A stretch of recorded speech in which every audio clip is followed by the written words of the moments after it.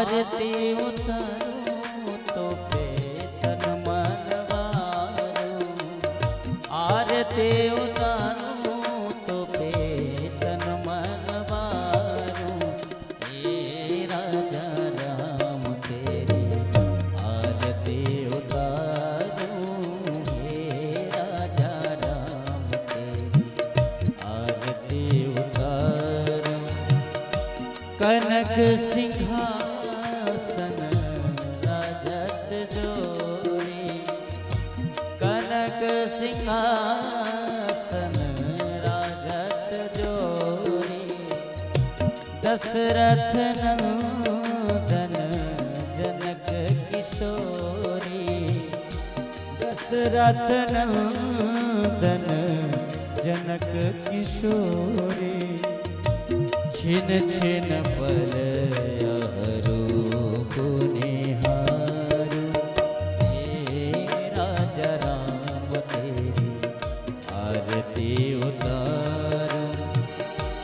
वामो भाग शोभित जग जननी, वामो भाग शोभित जग जननी।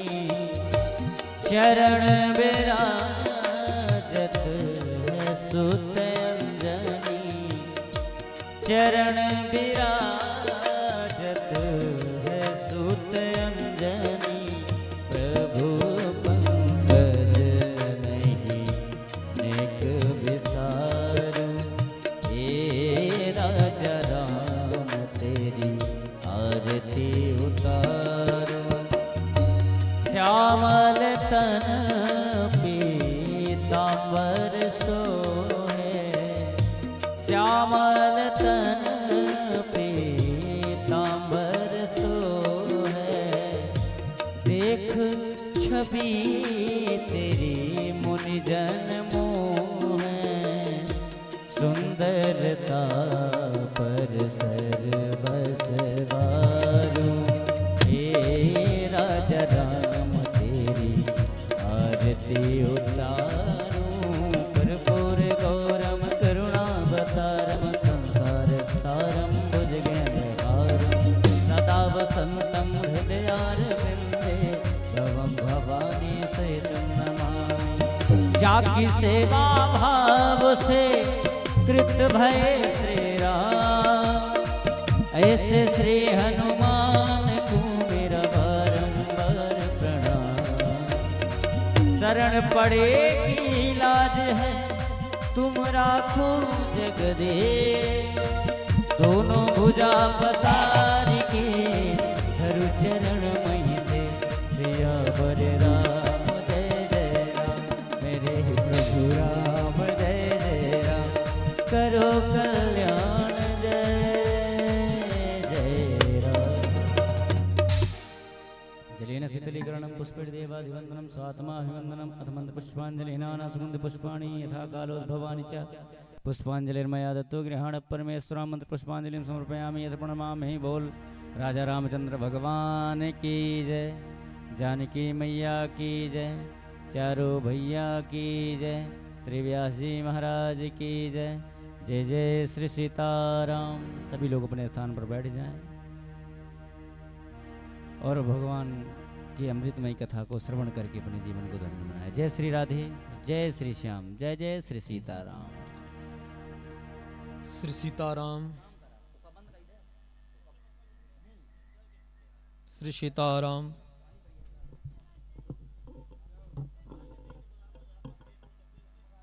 जय श्री सीताराम।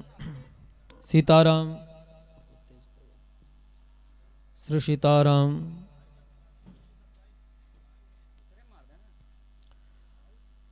हरि ओम।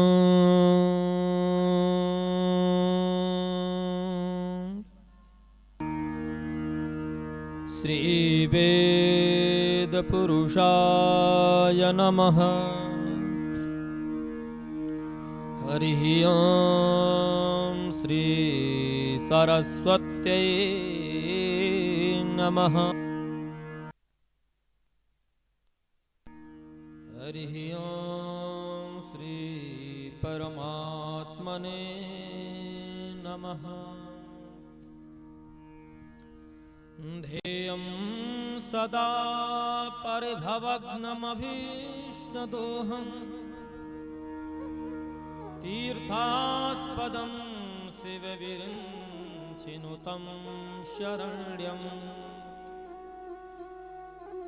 भृत्यार्तिहं प्रणतपालभवाग्निपोतम् वन्दे महापुरुषते चरणारविन्दम्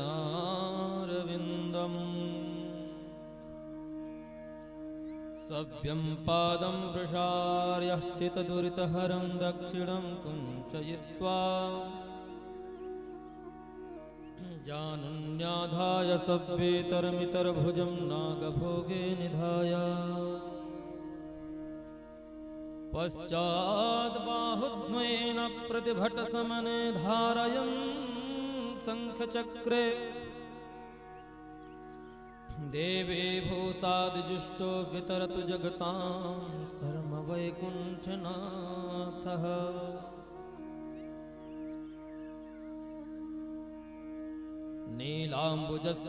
नीलाम्बुजश्यामलकोमलाङ्गं सीतासमारोपितवामभागम् पालौ महासायकचारुचापं नमामि रामं रघुवंशनाथम् नमोऽस्तु रामाय सलक्ष्मणाय देव्यै च तस्यै जनकात्मजायै नमोऽस्तु रुद्रेन्द्रयमानिलेभ्यो नमोऽस्तु चन्द्रार्कमरुद्गणेभ्यः चित्रकूटालयं राममिन्दिरानन्दमन्दिरम् वन्दे च परमानन्दभक्तानामभयप्रदम् पूजन्तं राम रामेति मधुरं मधुराक्षरम् आरुह्य कविताशाखां वन्दे वाल्मीकिकोकिलम् अतुलितबलधामं हेमशैलाभदेहम् धनुजवनकृशानं ज्ञानिनामग्रगण्यम् सकलगुणनिधानं वानराणामधीशम् रघुपतिप्रियभक्तं वातजातं नमामि लक्ष्मीनाथसमारम्भां नाथयामुनमध्यमाम् अस्मदाचार्यपर्यन्तां वन्दे गुरुपरम्पराम् यो नित्यमच्युतपदाम्बुजयुग्मरुक्मा व्यामोहतस्तदितराणि तृणाय मेने अस्मद्गुरोर्भगवतोऽस्य दयैकसिन्धो रामानुजस्य चरणौ शरणं प्रपद्ये अस्मद्गुरुभ्यो नमः अस्मद्परमगुरुभ्यो नमः अस्मत्सर्वगुरुभ्यो नमः समस्तपूर्वाचार्येभ्यो नमः श्रीलक्ष्मीनारायणाभ्यां नमः श्रीसीतारामचन्द्राभ्यां नमः श्रीराधाकृष्णाभ्यां नमः श्री हनुमते नमः गंगादेव्यै नमः श्रीमते रामानुजाय नमः श्रीवेदान्तमहागुरवे नमः।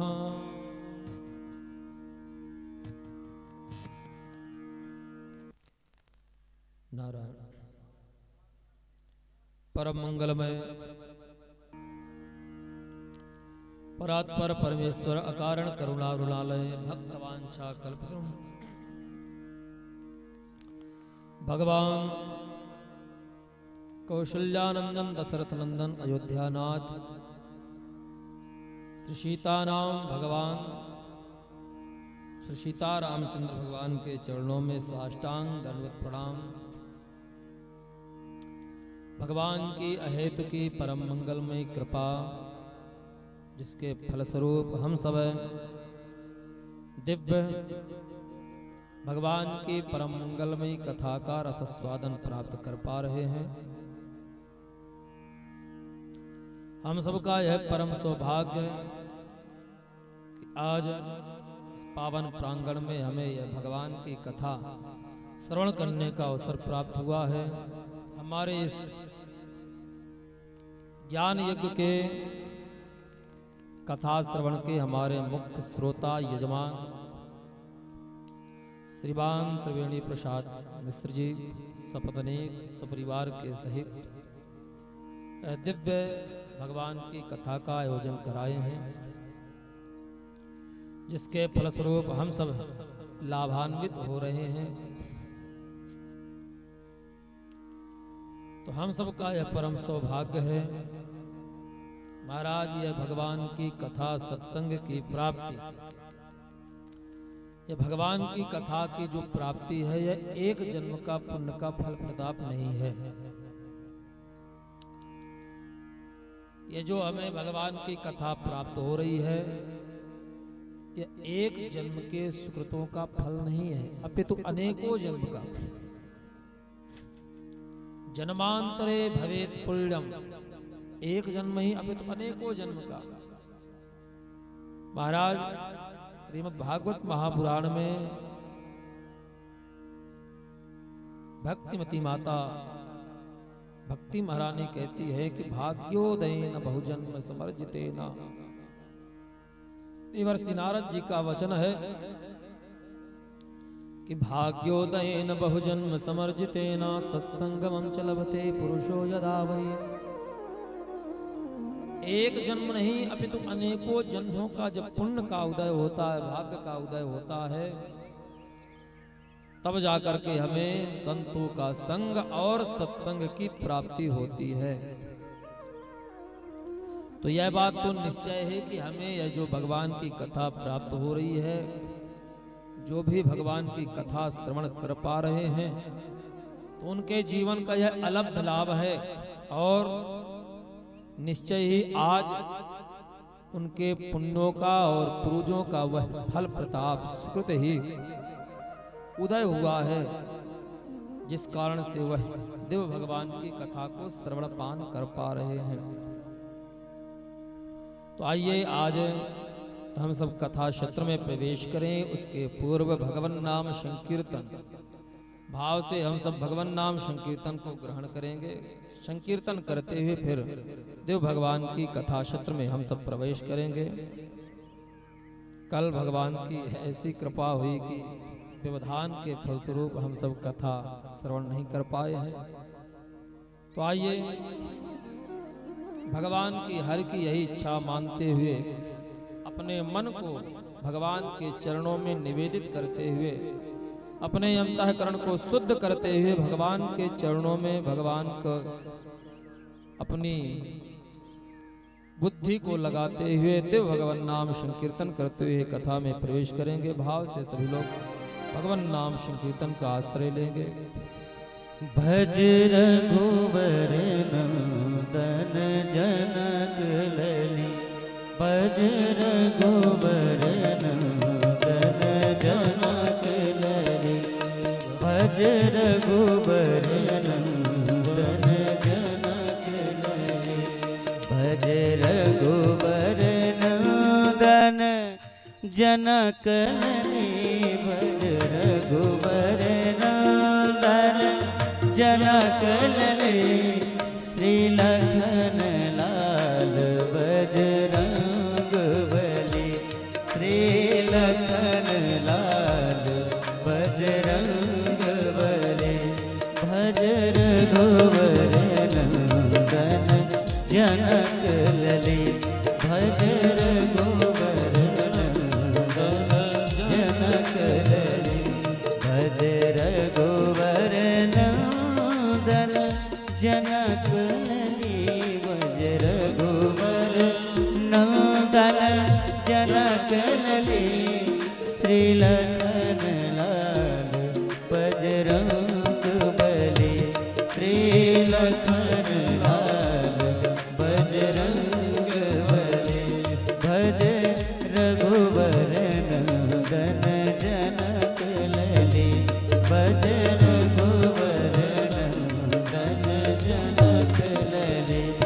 भज रघुवर नंदन जनक लली भज रघुवर नंदन जनक लली भज रघुवर नंदन जनक लली भज रघुवर नंदन जनक लली भज रघुवर नंदन जनक लली भज रघुवर नंदन जनक लली भज रघुवर नंदन जनक लली भज रघुवर नंदन जनक लली श्री लखन लाल बजरंग बली श्री लखन लाल बजरंग बली जय जय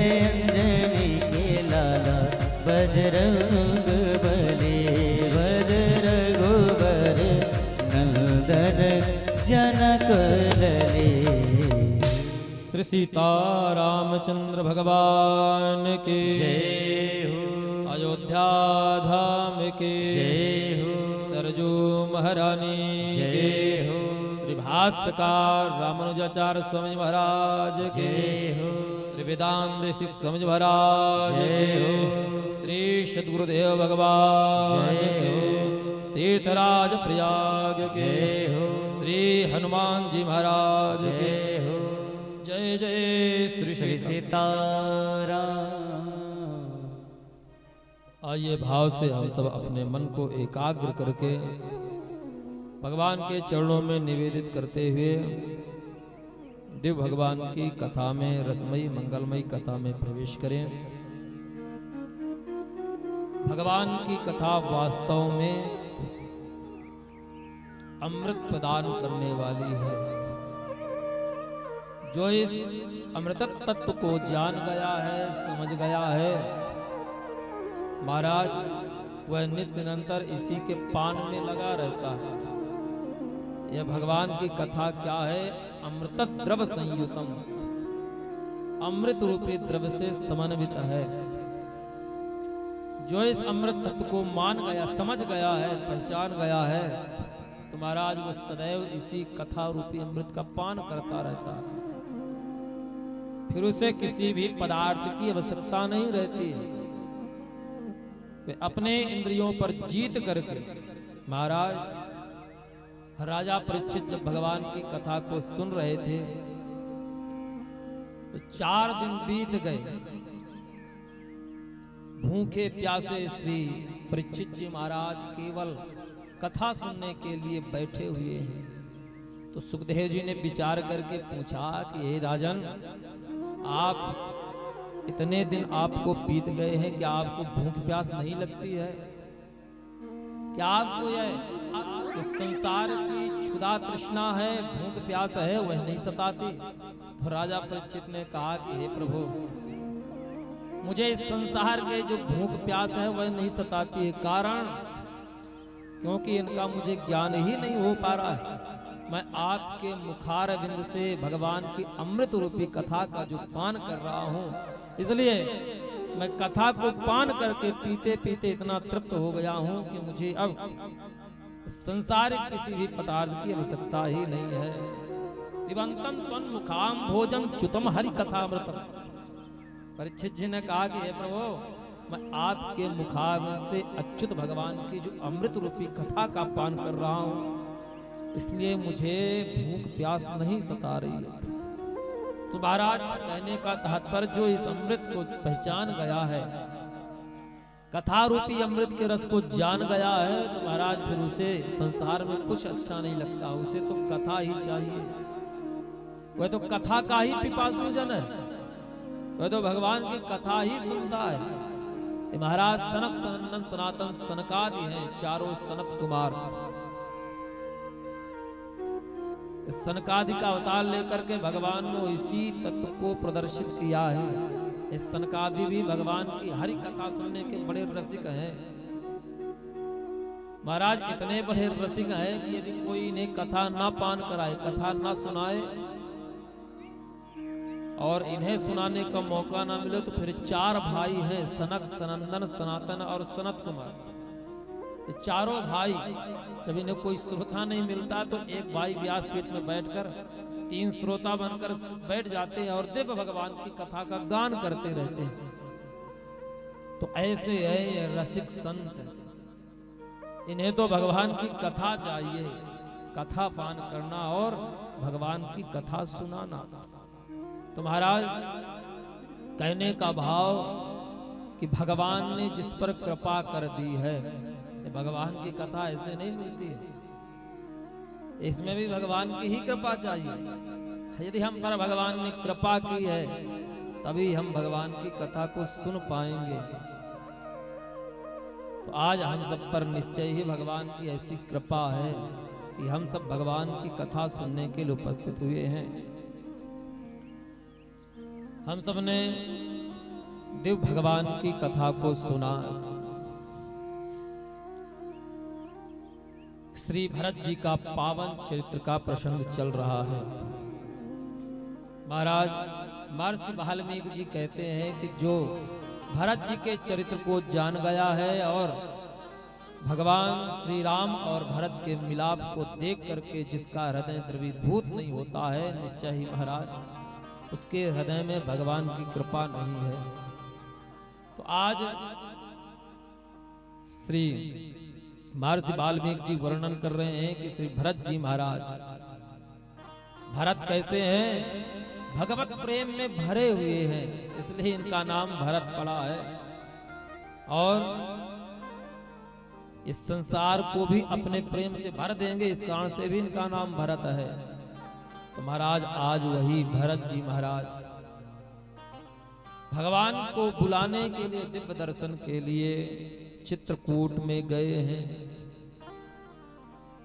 तो यहां तक कि हम सबने दिव्य कथा को सुना है संपूर्ण सेना के साथ। महाराज आज भरत जी महाराज चित्रकूट जा रहे हैं भगवान का दर्शन करने के लिए। भरत जी कौन है, परम भक्त हैं, परम संत हैं। जो भी विशेषण इनमें लगाए जाए यह सब कुछ इनमें सार्थक है। तो ऐसे श्री भरत जी महाराज जो परम संत है, महात्मा है, संपूर्ण अयोध्या वासियों को साथ लेकर के भगवान दर्शन के लिए निकले हैं, चले हैं। संतों ने यहाँ बड़ा भाव दिया कि यह अयोध्या वासी भगवान श्री भरत जी को भूर भूर प्रशंसा कर रहे हैं। कारण कि देखो ये संत हैं, ये संत जीवों पर इसी प्रकार कृपा करते हैं। ये अयोध्यावासियों को भगवान ने त्याग दिया है। कब? तब महाराज तमसा तट पर भगवान गए हैं तो अयोध्यावासी रात्रि में सो गए। तो भगवान कहते हैं कि जो इस संसार में सो गया है, जो सो गया है, मुझे नहीं देख रहा है, मुझे नहीं पहचान रहा है, तो मैं इसका परित्याग कर देता हूं। भगवान ने अयोध्यावासियों का त्याग किया है। और संत कहते हैं, संत रूपी श्री भरत जी कहते हैं कि महाराज जो सोता हुआ भी है, जो इस संसार में सो रहा है, उसे भी जगा करके जबरदस्ती मैं भगवान से जोड़ता हूं। यही संतों का काम है। संतों का काम यही है कि जो सो रहे हैं उनको भी भगवान से मिला देना। श्री भरत जी महाराज परम संत हैं, अयोध्यावासी सोए हैं, भगवान ने उनका परित्याग किया, परंतु भगवान श्री भरत जी महाराज उन सोए हुए अयोध्यावासियों को भी साथ में लेकर के भगवान को मिलाने के लिए गए हैं, भगवान का दर्शन कराने के लिए साथ में लेकर के गए हैं। तो महाराज ये संतों का लक्षण है, यही परम संत हैं कि जिसका भगवान भी परित्याग कर देते हैं तो संत सामने आकर के उन्हें जबरदस्ती भगवान से जोड़ देते हैं। आज अयोध्या वासियों को लेकर के श्री भरत जी महाराज चित्रकूट धाम पहुंचे हैं। दूर से ही भगवान की वह दिव्य पर्णकुटी देख करके श्री भरत जी महाराज भगवान को देख करके आगे आए हैं। भ्रातुः पर्णकुटी श्रीमान नुटजम च ददर्शः। महर्षि वाल्मीकि जी कहते हैं भ्रातुः पर्णकुटीम श्रीमान। महाराज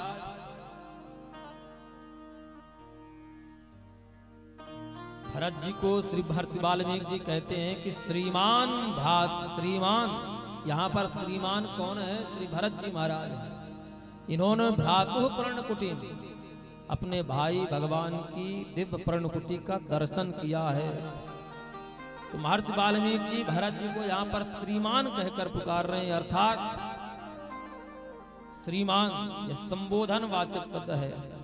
मानो भरत जी से बढ़कर इस संसार में कोई दूसरा श्रीमान है ही नहीं। इसलिए महर्षि वाल्मीकि जी कहते हैं कि श्रीमान भरत जी महाराज ने भगवान को भगवान का दर्शन किया है, भगवान को देखा है, और देख करके दूर से ही दौड़ते हुए भगवान के चरणों में साष्टांग दंडवत प्रणाम करके लेट गए हैं।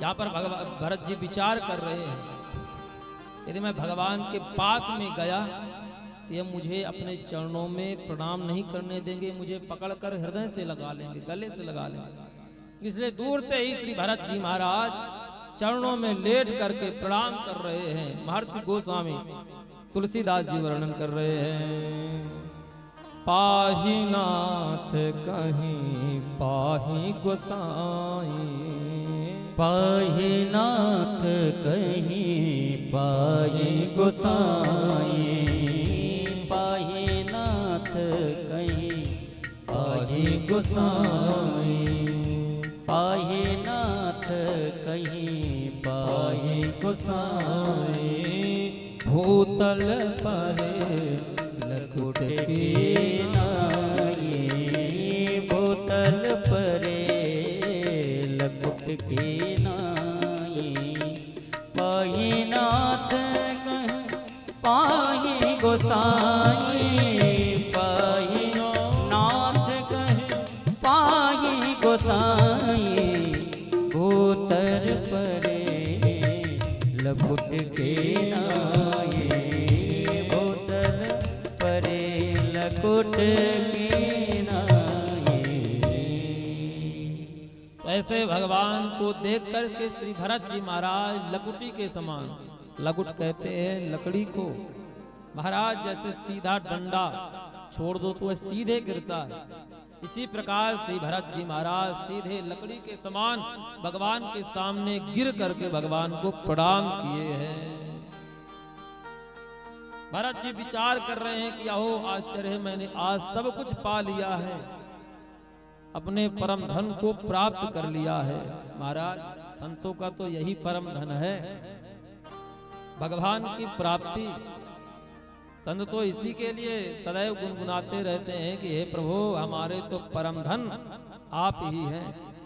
भक्तिमती मीराबाई भी यही कहती हैं कि भगवान को प्राप्त करके कि पायो जी मैंने राम रतन धन पायो। ये कौन है? राम रूपी रत्न जो है यही संतों का अमूल्य धन है। श्री भरत जी विचार कर रहे हैं कि मैंने आज सब कुछ पा लिया है, मेरे परम धन है, ऐसे उनकी प्राप्ति हुई है। महाराज भरत जी सामने चरणों में लेटे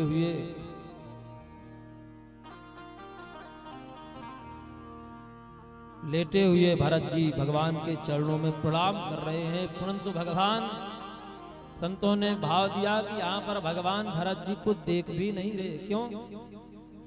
भगवान लक्ष्मण जी की ओर देख रहे हैं। भगवान ने लक्ष्मण जी से कहा था कि हे लक्ष्मण, तुम मेरे प्यारे भरत को इस प्रकार कह रहे हो, तो मैं जब तक तुम नहीं कहोगे तो मैं भरत से बात भी नहीं करूंगा। तो इसलिए भगवान कुछ नहीं बोल रहे, मौन है। भरत जी के वात्सल्य को देखकर, करुणा को देखकर के श्री लक्ष्मण जी भी भगवान श्री भरत जी के चरणों में लेट करके प्रणाम किया है। अभ्यधावत धर्मात्मा भरता कैकेयी सुता, पादाव प्राप्य रामस्या पपात भरतो रुदन, पादाव प्राप्त रामस्या पपात भरतो रुदन। रोते हुए भरत जी को चरणों में देख करके लक्ष्मण जी चरणों में लेट कर प्रणाम किए हैं। श्री भगवान से कह रहे हैं कि हे प्रभु, ये भरत जी परम श्रेष्ठ संत हैं, आप इन्हें स्वीकार करो। तब महाराज भगवान ने श्री भरत जी को उठा करके अपने हृदय से लगा लिया है।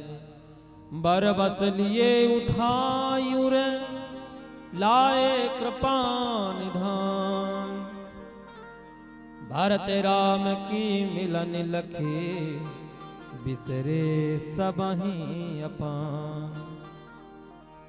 महाराज भगवान का वात्सल्य जागृत हो गया, उठा करके भगवान अपने हृदय से भरत जी को लगा लेते हैं और शत्रुघ्न लाल जी को भी चरणों में पड़ा देख करके भगवान ने दोनों को अपने हृदय से लगाया है। महर्षि वाल्मीकि जी कहते हैं शत्रुघ्न शत्रुघ्नश्चापि रामस्य ववन्दे चरणौ रुदन्, ताउभौ च समालिङ्ग्य रामोऽप्यस्पृण्यवर्तयत्। महाराज भगवान ने दोनों भाइयों को राम लक्ष्मण को श्री भरत शत्रुघ्न को अपने हृदय से लगाया है और उन्हें आश्वासन दिया है। महाराज दोनों भाई रोते हुए भगवान ने भरत जी को गले से लगाया। श्री भरत जी महाराज रोते हुए भगवान के चरणों में निवेदन किया है, प्रणाम किया है। महाराज भगवान का वात्सल्य जागृत हो गया है। परंतु उसी समय श्री भरत जी महाराज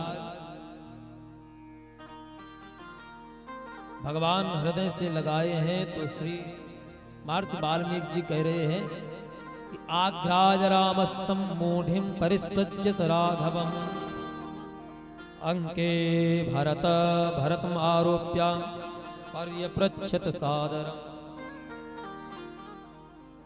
महाराज भगवान ने हृदय से लगा करके भरत जी के मस्तक को सूंघा है और यहां पर है कि अंके भरतमारोप्या पर्यपृच्छस सादरम। भगवान ने भरत आरोप्य राघवम भरत आरोप्य, भगवान यहाँ पर भरत जी को राघव कहते हैं। राघव का तात्पर्य केवल भगवान जी ही राघव नहीं है, भरत जी भी राघव हैं, रघुवंश के श्रेष्ठ हैं। इसलिए राघवम भरतम आरोप्य, ऐसे राघव श्रेष्ठ रघुवंश में श्रेष्ठ परम भक्त परम संत श्री भरत जी को भगवान ने अंके आरोप्य, महाराज अंक में आरोपित किया, अर्थात भगवान भरत जी को अपनी गोद में बैठाते हैं, उनका मस्तक सूंघते हैं, उनसे सुंदर कुशल प्रश्न पूछा है कि हे भरत, क्या पिताजी ने हमें जो कार्य सौंपा है, आपको सुंदर राज्य प्रदान किया है, तो क्या आप भली भांति से उस राज्य का संचालन कर रहे हैं और उस राज्य को छोड़ करके तुम यहाँ पर किस कारण से आए हो? भगवान के ऐसे वचनों को सुन करके श्री भरत जी महाराज ने भगवान से कहा है रामस्य वचनम श्रुत्वा भरता प्रत्युवाचः किम मे धर्माद् विहीनस्य राजधर्मा करिष्यति। महाराज भगवान से श्री भरत जी महाराज ने कहा कि हे प्रभु, उस राज्य का अधिकारी तो मैं नहीं हूं, क्योंकि इस रघुवंश की परंपरा सदैव चली आई है कि ज्येष्ठ पुत्र ही रघुवंश का राजा बनता है, तो फिर उस राज्य का अधिकारी भला मैं कैसे हो सकता हूं। हे राघव श्रेष्ठ, हे भ्राता, आप जब से वन में आए हैं तो आपके वियोग में श्री पिताजी ने अपने प्राणों का परित्याग कर दिया है।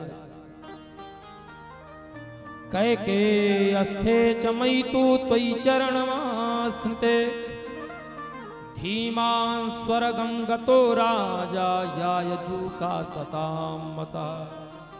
भरत जी कहते हैं कि हे भ्राता, पिताजी के पास उस समय कोई नहीं था, मैं भी कैकेयी देश में था, और आप भी वन चले आए तो उस समय जो हमारे पिताजी हैं कैसे है, धीमान स्वर्गम गतो राजा याजकु सताम मता। महर्षि वाल्मीकि जी वर्णन कर रहे हैं कि भरत जी ने 3 विष्णुषण के द्वारा श्री दशरथ जी का नाम, दशरथ जी का संबोधन किया है। दशरथ जी कैसे हैं, धीमान अर्थात सुंदर बुद्धि वाले हैं। धी कहते हैं बुद्धि को, जो श्रेष्ठ बुद्धि वाले हैं। महाराज श्रेष्ठ बुद्धि वाले क्यों हैं? महाराज श्रेष्ठ बुद्धि वाले इस कारण से हैं क्योंकि जिन्होंने अपनी बुद्धि को भगवान में ही लगा दिया है और भगवान में ऐसा अपने मन को, बुद्धि को लगाया है कि महाराज जब भगवान उन्हें नहीं मिले तो अपने प्राणों का ही परित्याग कर दिए। इसलिए आज श्री दशरथ जी महाराज धीमान हैं। तो ऐसे श्री दशरथ जी महाराज जो धीमान हैं और स्वर्गम गतो राजा यायजुका सताम मतः। यायजुका, यायजुका कहते हैं सुंदर अश्वमेध आदि यज्ञों को पूर्ण करने वाले, जो विधिवत यज्ञों को पूर्ण करते हैं, ऐसे याजुकु हो श्री दशरथ जी महाराज सताम मतः, श्रेष्ठ बुद्धि को धारण करने वाले हैं। उन दशरथ जी महाराज ने अपने प्राणों का परित्याग कर दिया है आपको ना पाकर। तो महाराज जैसे ही श्री भगवान राम ने भरत जी के मुख से सुना कि पिताजी शरीर को छोड़ करके स्वर्ग लोक चले गए हैं, इस धाम पर नहीं रहे, तो जोर जोर से भगवान भी रुदन करने लगे। ताम श्रुत्वा करुणां वाचम पितुर्मरण संहिता राघवो भरते नोक्ता बभूव गत चेत सह। महाराज ताम श्रुत्वाम करुणां वाचाम, भरत जी के द्वारा ऐसी करुण वाणी को सुन करके श्री भगवान श्री राघव बभूव गत चेतना, वह चेतना सुन्न हो गए, अर्थात भगवान को मूर्छा आ गई है। भगवान की उस समय कैसी स्तुति हुई है, महर्षि वाल्मीकि जी वर्णन कर रहे हैं कि जैसे फल से पुष्पों से लदा हुआ कोई वृक्ष, किसी वृक्ष पर कुल्हाड़ी का प्रहार कर दिया जाए तो वह धड़ाम से गिर जाता है, इसी प्रकार भगवान श्री राम भी पिता के मरण का शोक सुन करके जैसे थे वहीं उसी प्रकार निस्तेज होकर के गिर पड़े हैं। प्रगह्यो राम बाहु वै पुष्पितांग इव द्रुमः बने पर सुना कुतस्था भुवि पपातः। महर्षि वाल्मीकि जी कहते हैं कि भगवान की कैसी स्थिति है, पुष्पितांग इव ध्रुवः, ध्रुम कहते हैं वृक्ष को, पुष्पों से फलों से सुंदर लदे हुए पुष्प को जिस प्रकार कुल्हाड़ी से काट दिया जाए तो धड़ाम से वह गिर जाता है, महाराज उसी प्रकार भगवान की स्तुति, भगवान की यह स्तुति हुई है। संतों ने भाव दिया कि महर्षि वाल्मीकि जी ने भगवान को पुष्पितांग कहकर पुकारा है। पुष्पितांग का उदाहरण देकर के बताया है, कारण क्योंकि भगवान की भी स्थिति इस समय ऐसी ही थी, पुष्पितांग थे। भरत रूपी पुष्प को पाकर, फल को पाकर भगवान अभी सम्मिलित हुए थे, हर्षित हुए थे, इसलिए भगवान भरत रूपी फल से हरे भरे थे। परंतु जैसे ही दशरथ जी के मरण का, पिता के मरण का शोक को सुना तो उनका वह हर्ष उसी समय समाप्त हो गया है। श्री भरत जी, श्री भगवान उसी समय संज्ञा शून्य हुए हैं, मूर्छित हुए हैं। महाराज आगे भगवान को जब चेतना आई है तो भगवान ने खड़े होकर के भरत जी की श्रेष्ठ प्रशंसा की है कि ओह भरत, तुम तो धन्य हो, वास्तव में तुम पुत्र ही हो गए हो। हे भरत, तुमने आज अपना श्रेष्ठ कार्य किया है, जो पुत्र का श्रेष्ठ धर्म है। तुमने अंतिम अवस्था में पिता के शरीर का दर्शन किया है, अंत्येष्टि क्रिया की है। इसलिए हे भरत तुम धन्य हो। अहो भरत सिद्धार्थो ये न राजा त्वया नघा शत्रुघ्नेन च धर्मेषु प्रेत कृत्येषु सत्कृतः। हे भरत, हे शत्रुघ्न, तुम तो धन्य हो। आज तुमने पिता का अंत्येष्टि कर्म करके तुमने अपने जीवन को सार्थक बना लिया है। भगवान रोते हुए जानकी जी के पास गए हैं। हे सीते, सीते मृते ससुरः पितृहीनोऽसि लक्ष्मणः। हे लक्ष्मण, हे सीते, सीता से भगवान ने कहा कि आज वह ससुर जो तुमसे अत्यधिक प्रेम करते थे, तुम पर अत्यधिक वात्सल्य प्रदान करते थे, आज वह तुम्हारे ससुर इस संसार को छोड़ करके चले गए हैं। महाराज, यहाँ पर तीनों का अत्यधिक रुदन है। महर्षि वाल्मीकि जी कहते हैं कि ता सीता स्वर्गतम श्रुत्वा ससुरम तम महानृपम नेत्रभ्याम अश्रुपूर्णाभ्याम ना ससाके क्षितुम प्रियम। जानकी जी ने पिता ससुर के मरण को सुन करके लक्ष्मण जी के साथ भयंकर रुदन किया है। आगे महाराज, वहीं पर भगवान ने पिता को प्रणाम करते हुए लक्ष्मण से कहा कि हे लक्ष्मण, तुम मुझे इसी समय मंदाकिनी के तट पर ले जाओ। मैं उन पिता को जलांजलि प्रदान करना चाहता हूं। अब ब्रुवन जगतीर भरतु क्रियाताम मुदकम पितुः। मैं अपने उन पिता को, श्रेष्ठ पिता को जल प्रदान करना चाहता हूं। तो इस प्रकार रोते हुए भगवान मंदाकिनी तट पर गए हैं, स्नान किए हैं, शुद्ध वस्त्र धारण करके पवित्र होकर के भगवान ने वहीं पर अपने पिता को पिंडोदक क्रिया की है, पिंड प्रदान किए हैं, जल प्रदान किए हैं। परंतु उस समय भगवान वन में थे और वन में रहते हुए भगवान फल का आहार करते हैं। तो इसलिए महर्षि वाल्मीकि जी कहते हैं कि भगवान ने भी फलों के द्वारा ही पिताजी को पिंड प्रदान किया है। क्योंकि महाराज, जो व्यक्ति जिसका आहार करता है, हम जिसका भक्षण करते हैं, हम वही अपने स्वामी को, अपने भगवान को, आराध्य को वही तो निवेदित करते हैं। यदि यहाँ पर संतों ने भाव दिया है कि हमें श्रेष्ठ अन्न का ही भक्षण करना चाहिए, जिससे हम भगवान को खिला सके, अपने पितरों को, देवताओं को भी उसका भक्षण करा सके, पान करा सके। महाराज, भगवान फल का आहार ग्रहण करते हैं, इसलिए श्री पिताजी को, दशरथ जी को इन्होंने फल का ही पिंडदान प्रदान किया है। महर्षि वाल्मीकि जी वर्णन कर रहे हैं, ऐंगुदम बदरैर्मिश्रम पिंड्याकम दर्भ संस्तरे न्यस्तराम सुदुःखार्तो रुदन वचनम अब्रवीत् इदं भुक्त्वा महाराजा प्रीतो दशरसा वयम् यदन्नः पुरुषो भवते यदन्नास्तस्य देवतः।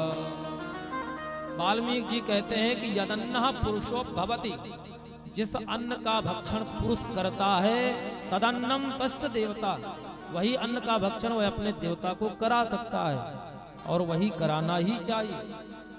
इसलिए हमें श्रेष्ठ अन्न का ही भक्षण करना चाहिए। वाल्मीकि जी कहते हैं कि ऐंगुदम बदरई मिश्रम, इंगुदी के फल को लेकर के भगवान बदरई मिश्रम, बेर के फल का चूर्ण बना करके, सूखे हुए बेर को आटा की तरह पीस करके फिर इंगुदी के फल में मिश्रण करके सुंदर गोलाकार मोदक की तरह बना करके भगवान ने पिताजी को मंदाकिनी तट पर पिंडदान प्रदान किया है। महाराज, महर्षि वाल्मीकि जी कहते हैं पिंड्याकम दर्भ संस्तरे है। दर्भ संस्तरे का तात्पर्य है कि पिंडोदक क्रिया जो पिंड प्रदान करते हैं वह कुसा पर ही करना चाहिए। महाराज यही शास्त्रीय विधि है। वह पिंड हम कुसा नीचे बिछा करके वह पिंड प्रदान करना चाहिए। तो भगवान ने कुसा के ऊपर पिंड प्रदान किया है। महाराज यहाँ पर एक दिव्य कथा है कि एक बार पितामह भीष्म पितामह देवव्रत जब उनके पिता शांतनु का स्वर्गवास हो गया तो महाराज पितामह भीष्म गए हैं। पिता शांतनु का अंत्येष्टि क्रिया किया है, पिंडोदक क्रिया की है। तो महाराज ऐसे धर्मात्मा थे पितामह भीष्म कि इनके हाथ से वह पिंड ग्रहण करने के लिए महाराज शांतनु ने जमीन से अपने हाथ को निकाल दिया है कि हे पुत्र, तुम जैसे श्रेष्ठ पुत्र को पा करके मैं तुम्हारे हाथ से ही इस पिंड को ग्रहण करूंगा। तो महाराज वहां पर पितामह भीष्म ने अपने पिता शांतनु को यह ज्ञान प्रदान किया है कि हे पिताजी, मैं तो आज आपका दर्शन प्राप्त करके प्रसन्न हो गया। मेरा जीवन सार्थक हो गया कि आप मुझ पर प्रसन्न हैं। परंतु हे पिताजी, यह शास्त्र का विधान नहीं है। शास्त्र इसकी आज्ञा नहीं प्रदान करती है कि मैं इस पिंड को आपके हाथ में प्रदान करूं। शास्त्र तो इसी की आज्ञा देती है कि वह पिंड हमें कुसा पर ही, दर्भ पर ही प्रदान करना चाहिए। यही भगवान की, यही शास्त्र की आज्ञा है। यह शास्त्र विदमुत्सृज्या वर्ते काम कारता न सिद्धिमवाप्नोति न सुखम न पराम गति। महाराज यद्यपि पितामह भीष्म सामर्थ थे, भगवान उनके पिताजी शांतनु स्वयं प्रकट होकर पिंड प्रदान कर रहे हैं, पिंड ग्रहण कर रहे हैं, परंतु फिर भी पितामह भीष्म ने उस पिंड को उनके हाथ में नहीं दिया, क्योंकि महाराज ये शास्त्र की आज्ञा नहीं है। हमें भी शास्त्र की ही आज्ञा में हर कार्य करना चाहिए, परंतु प्रायः हम सब क्या करते हैं कि भगवान की भक्ति करते हैं, भजन करते हैं तो मनमाना ढंग से, और भगवान को ऊपर या जबरदस्ती थोप देते हैं। तो भगवान को भाव के भूखे जबरदस्ती कहकर और अपने आप को कहते हैं कि मन चंगा तो कठौती में गंगा। मन पवित्र है तो सब कुछ भगवान स्वीकार करते, परंतु ऐसा नहीं है। शास्त्र के विरुद्ध की गई भक्ति भी महाराज बंध्या के समान है, वह कोई फल देने वाली नहीं है। भक्ति शास्त्र सम्मत होना चाहिए। कोई भी क्रिया करें तो वह शास्त्र सम्मत होना चाहिए। शास्त्र के विपरीत की गई भक्ति महाराज बंध्या है, कोई भी फल प्रदान नहीं करती है। तो ऐसी हमारी भक्ति भी शास्त्र सम्मत होना चाहिए। आज भगवान पिताजी को पिंडोदक क्रिया प्रदान किए हैं और रुदन करते हुए आगे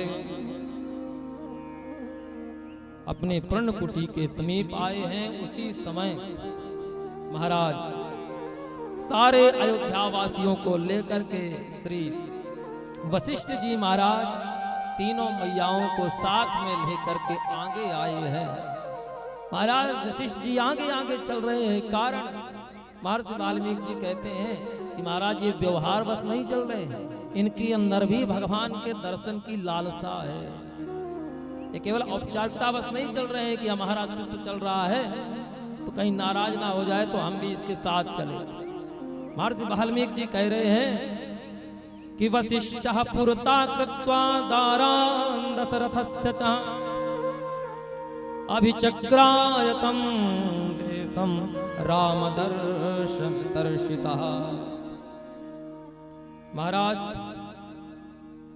वशिष्ठः पुरता कृत्वा, सबसे आगे वशिष्ठ जी चल रहे हैं, आगे करके दारान दशरथस्य चहा, दशरथ की राजकुमार, दशरथ की पत्नियां दारा अर्थात स्त्री कौशल्या, सुमित्रा, कैकेयी, यह भी श्री वशिष्ठ जी के पीछे पीछे चल रहे हैं। महर्षि वाल्मीकि जी कहते हैं कि ददर्श राम दर्शन तर्षिता, इन सब के हृदय में भगवान श्री राम के दर्शन की लालसा है, इसलिए ये चित्रकूट धाम में आगे आगे भाग रहे आ रहे हैं। तो ऐसे श्री वशिष्ठ जी महाराज भगवान के पास में आए हैं। महाराज श्री वशिष्ठ जी महाराज वहां पर आए हैं, भगवान का दिव्य दर्शन किए हैं। तीनों माताओं ने जो ही अपने पुत्रों को वलकल वस्त्र में देखा है, चीर वस्त्र में देखा है, तो जोर जोर से चिघार करके रुदन करने लगी है। आर्ता मुमुचुरस्त्रूणि सस्वरम शोक कर्षिता। महाराज आर्ता मुमुचु अस्त्रूणि सस्वरम शोक मूर्छिता। तीनों माताओं ने ऐसा शोक किया है, रुदन करते हुए मूर्छित हो गई हैं अपने पुत्रों को ऐसी स्थिति देख करके। महाराज मैया कौशल्या ने, तीनों माताओं ने जब जानकी जी को देखा जो चीर वस्त्र धारण किए हुए है, वलकल वस्त्र धारण किए हुए खड़ी है, रुदन कर रही है, तो देख करके महाराज श्री रुदन कर रही है कि यह दशरथ जी की पुत्र वधू है, यह एक राज रानी है, राजकुमारी भी है। महाराज मैया कौशल्या का हृदय द्रवीभूत हो गया है। वैदेह राजन्य सुता श्रुता दशरथस्य च राम पत्नी कथम दुखम संप्राप्ता विजये विजने वने। अहो आश्चर्य है, राम पत्नी कथम दुखम, इस जानकी को, जनक नंदनी जानकी को कितना दुख हो रहा है इस वन में। महाराज भयंकर शोक किया है। महर्षि गोस्वामी तुलसीदास जी एक ही चौपाई में उन माताओं के शोक का निरूपण कर रहे हैं। सासु सकल जब सिय निहारी, मूंदे नयन सहमि सुकुमारी। परी बधिक बस मनहु मराली, काह कीन करतार कुचाली। महाराज तीनों माताओं से, मैया कौशल्या से जानकी की यह स्थिति देखी नहीं गई। मूंधे नयन सहम सुकुमारी, सुकुमारी जनक नंदनी के ऐसे सुकुमार शरीर को देख करके मैया से यह शरीर, यह स्वरूप देखा नहीं गया। दोनों हाथों से अपने नेत्रों को ही बंद कर लिए। महाराज यहाँ पर करुण क्रंदन हुआ है। आगे भगवान गुरु वशिष्ठ के चरणों में प्रणाम करते हैं, तीनों माताओं के चरणों में प्रणाम करते हैं। पादावशाद जग्राह वशिष्ठ चराघवः। भगवान ने गुरुदेव के चरणों में प्रणाम किया है और प्रणाम करते हुए गुरुदेव ने आश्वासन दिया है। श्री भरत जी महाराज भगवान से बोल रहे हैं कि हे प्रभु, मेरा प्रयोजन केवल एकमात्र यहाँ पर आने का है कि मैं आपको अपने साथ अयोध्या लेकर के चलूं। महाराज यही मेरा एकमात्र प्रयोजन है। और यदि आप यह विचार कर रहे हो कि मैं उस अयोध्या का राजा बनूं, तो महाराज यह कभी संभव नहीं हो सकता। क्यों? क्योंकि आप भले ही यह समझें, यह विचार कर रहे हो कि मैं ही अयोध्या का राजा बनूं और भरत ही, भैया भरत ही अयोध्या के राज को चला सकते हैं, तो हे प्रभु मैं आपके इस बात का खंडन नहीं कर सकता हूं। मैं आपकी कोई भी बात का विरोध नहीं करूंगा, परंतु हे प्रभु आप में और मुझ में कभी समानता नहीं हो सकती है। उस अयोध्या के राज सिंहासन पे बैठने योग्य तो केवल एकमात्र आप ही हैं। कहां आप और कहां मैं। यद्यपि मैं उस राज्य को चला सकता हूं, परंतु फिर भी उस राज्य को चलाने में मेरी समानता नहीं है। भरत जी ने कहा कि शांतिता मामिका माता दत्तम राज इदम मम तद्ददामि तदैवाहं भुक्षराजमकंटकम्। हे प्रभु, मेरी मैया ने हठपूर्वक मेरे पिताजी से मेरे लिए यह राज प्रदान किया है, राज को मांगा है, परंतु हे भ्राता, आज मैं उसी राज को आपको समर्पित कर रहा हूं, क्योंकि आप ही उस राज के योग हैं। मैं किसी भी प्रकार से उस राज के योग नहीं हूं। उदाहरण देकर के समझाया है, हे प्रभु, आप में और मुझ में कभी समानता नहीं हो सकती।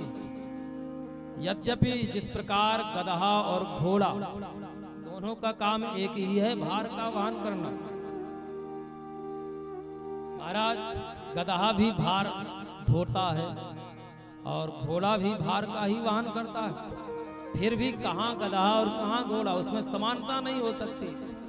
महाराज, गरुण जी भी पक्षी जाति के हैं और अन्य भी पक्षी ही हैं, परंतु जो गति गरुण की है वह अन्य पक्षियों की नहीं हो सकती।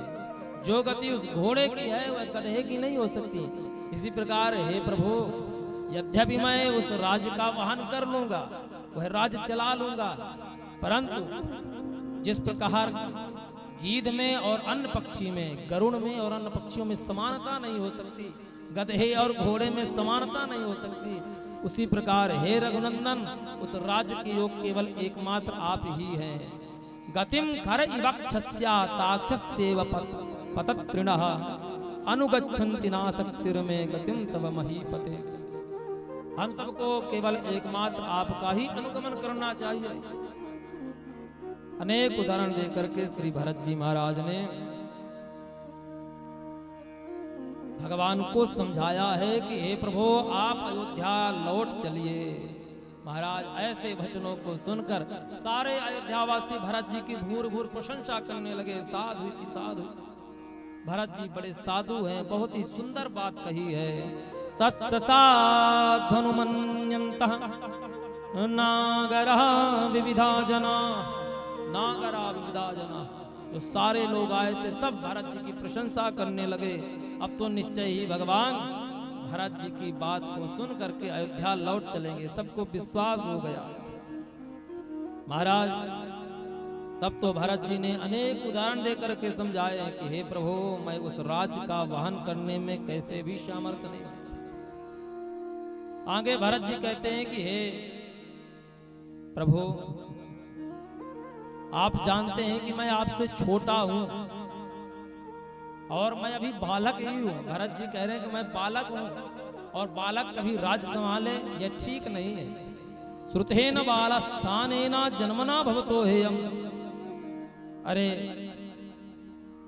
यहाँ पर श्री भरत जी अपने आप को बालक कह रहे हैं, तो बालक किस कारण से? तो संतों ने यहाँ पर इस बालक शब्द का अर्थ किया है कि किम बालकम।